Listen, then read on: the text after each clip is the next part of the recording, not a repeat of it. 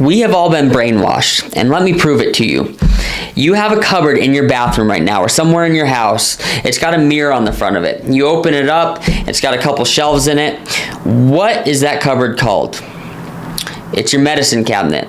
We have been predisposed to think that we need a place in our house that's specifically designated to hold drugs, to hold medication, to hold pharmaceuticals. Another one here for you. Our kids, by the time they're 15 years old, have seen over 10 days worth of pharmaceutical commercials, drug advertisements. That's over 250 hours by the time they're 15 years old. If you don't think we're predisposed to thinking a certain way about drugs, about medications, you are wrongly mistaken, right? I see it every single day. People come in, I talk to people about their health, and the way that people talk about being on drugs and medications, it's just normal. It's just a normal thing. We get so mad, and here's a hot take for you.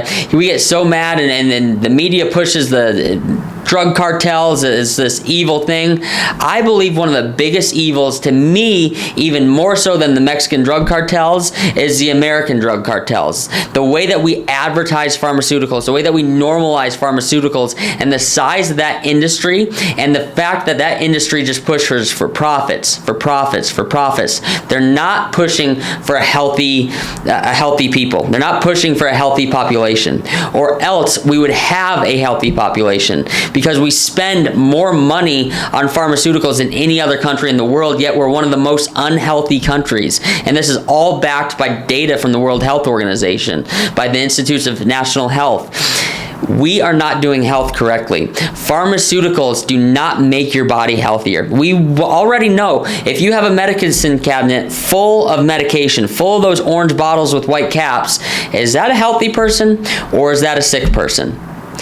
That's a sick person, but we may been made to believe that that's just going to be a natural part of our life, especially as we get older, and I'm here to tell you that's not true. One other thing. If you have been predisposed to think everything that I just said, and that's just a normal part of your life, then we've also probably been predisposed to think that this season coming up is cold and flu season. Now, you're not alone. The majority of people, the majority of marketing is going to be telling you that this next season is cold and flu season, as if the cold and flu have been hiding for the rest of the year, right? The cold and flu viruses have been hiding for the rest of the year. That's not the case.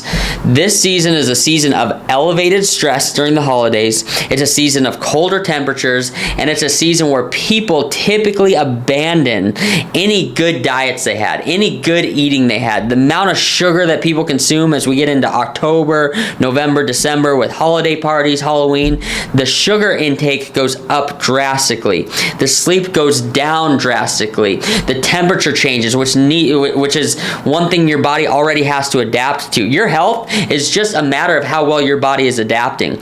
When your body has to adapt to all these things at once, it lowers that immune system, and it allows those viruses that are already there, that bacteria that may already be there, to now start to manifest as sickness. You guessed it. So it's not that the cold and flu viruses are coming out this season to harm you. It's the fact that we do everything we can to lower our immune system. We get less sleep. We're typically drinking less water, more alcohol, all these things, and it makes the perfect environment for disease and sickness to start to prosper. So heading into this next season, I encourage you, know all this stuff. I want you to do things eat adaptogenic foods, things like mushrooms, ashwagandha. Get on an ashwagandha supplement. See how that doesn't change your life.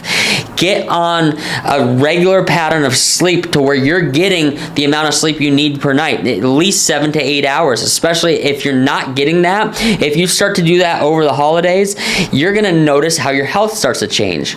Water intake. During this time of year, people's water intake starts to go down. That's going to change the way your immune system is. Sugar intake, we need to watch this. There's no greater cause of inflammation, there's no greater cause of stress, oxidative stress inside your body than when we consume a ton of sugar. And lastly, The number one thing we can be doing, the number one thing that helps your body adapt to stress more than anything else, is when we clear the central nervous system of interference, when we relieve the stress off the nervous system by getting our regular chiropractic adjustments. If we go more than 2 weeks without getting an adjustment, your body is going to be susceptible to these things. It's going to be susceptible to stress, and you're going to feel it. I know you're going to feel it because you come in and tell me that you feel it. And if we're not getting that stress off your body, off your nervous system, we're just setting ourselves up to get sick. So I want you to use all this stuff. I want you to go into these next 3 months and know that you are not meant to be sick during these next 3 months. You're not meant to have the cold and the flu. We need to set our bodies up in an environment that we're not gonna manifest this sickness due to the environment that we are creating within our bodies. I hope this helps. If there's anything I can do to help you, please let me know. I hope you guys have a beautiful rest of your day, and I look forward to talking to you guys soon.